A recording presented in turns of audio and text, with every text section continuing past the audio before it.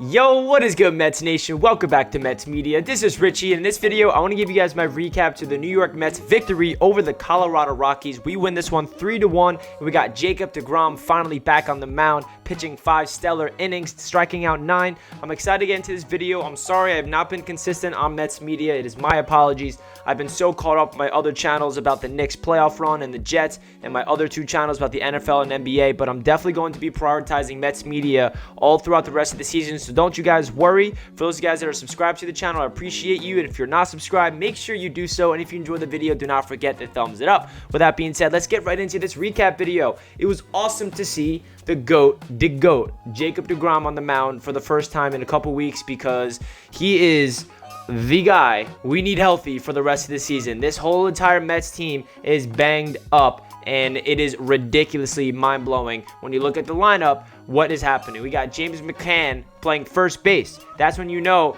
there's a problem. And we're up to our 5th string center fielder with Maben, and man, it's frustrating. But tonight we got a stellar performance from Jake and the rest of the bullpen. A combined 3-hitter from Degrom, Castro, May, and Diaz, I believe. And yeah, it's those 3 guys, and Castro got away with the W.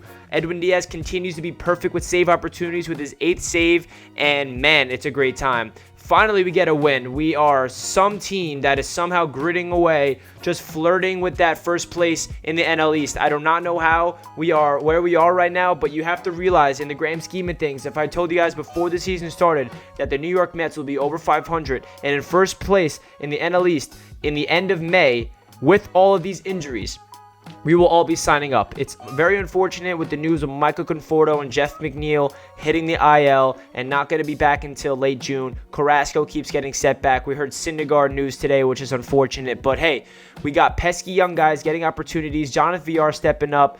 McCann's playing solid at first base, I guess. I mean, his first opportunity at first last night, he had a diving stop. Dom Smith had a great game tonight. And Tomas Nido with the game-winning 2-run home run. He's been red hot. So we got some players stepping up.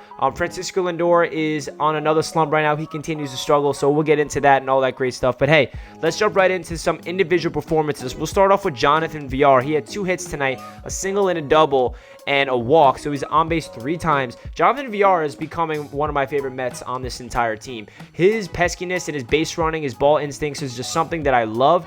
He got caught stealing twice today, but man, the replays are just driving me crazy. When he stole third base and he slides in head first and he he comes off the bag and he's out. But the replay is just so unfortunate. Like back in the day, that would never have been a problem. Like you keep the tag on, you go off the base for a split second, you're out. Same thing happened to Degrom at second base when he tried to stretch a hit to a double, which was awesome base running from Jake, and he just pops off the bag for a split second and then he gets out. Like it's just so frustrating, but I'm not going to go on a tangent right there. But I love everything from Jonathan VR. He is playing solid third base. We know that that's not his traditional position. He does have some errors here and there, but he's doing some. He had a phenomenal play at third tonight, actually. But when it comes to him at the plate, I love him in that leadoff position. When he gets on base, he's a stolen base waiting to happen. He's a great base runner. So Jonathan VR definitely continues to thrive. Francisco Lindor, he did not have another great game. 2 strikeouts and one walk, and did not get on base, did not get any hits, rather, my apologies. And his average is down to 185. He continues to get booed from the Citi Field crowd.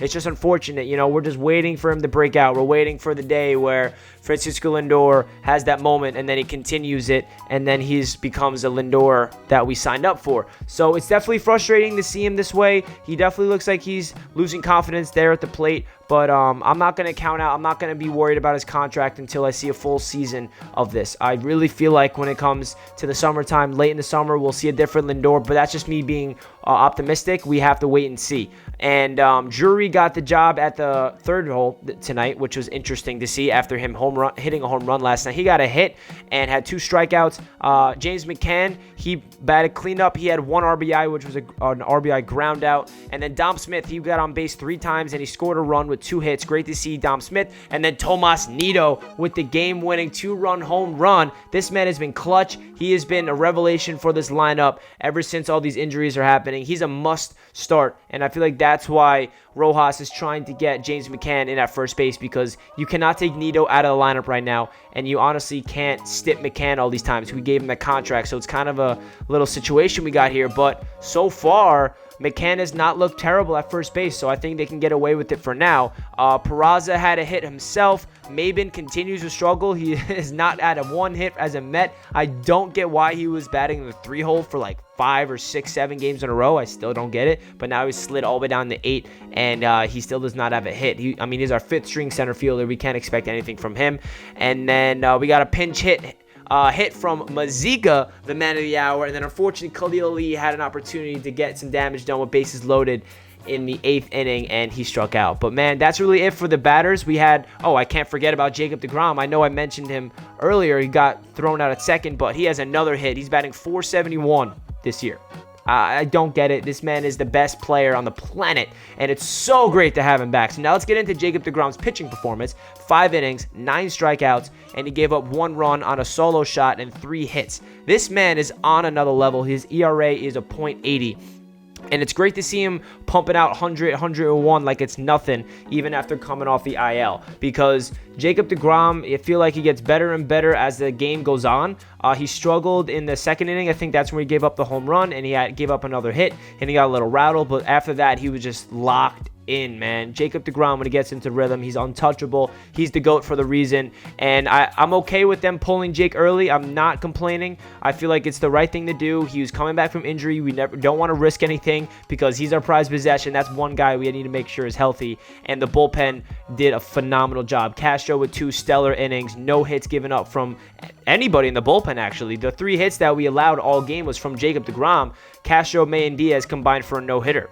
And that's pretty dope. I mean, that's 4 innings of no-hit ball. So Castro came in, did his thing in the 6th and 7th. Trevor May was absolutely phenomenal. And then Edwin Diaz, man, he's filthy. He has a different aura to him right now. His confidence is through the roof. He's making that Kellenic type of trade, making me feel a little better about myself, because after seeing him come up and seeing what he's doing to the Mariners, it's like, oh my God, we're worried about that trade. But Diaz looks like he is getting to that level where he was in the Seattle Mariners and why we traded for him. He has that confidence, and when that slider is working, it's unhittable. He has 101 fastballs moving around like a wiffle ball. Edwin Diaz looks like an absolute stud, so it's great to see him be perfect when in save scenarios. He has not given up 1 run in save opportunities. The only runs he's given up was when he comes in non-save opportunities. So the Mets come out with a victory. Let me know your thoughts down below in the comments. Again, guys, I'm sorry I've not been posting on Mets Media frequently, but definitely expect more content here on Mets Media for the rest of the season. I'm going to try to balance out these channels as much as possible. If you guys enjoyed the video, do not forget to like the video and comment down below your thoughts of the victory, and comment down below an Apple emoji if you stayed it to the end. That does it for this video, and I'll catch you guys in my next one. Let's go Mets. You gotta believe. Peace.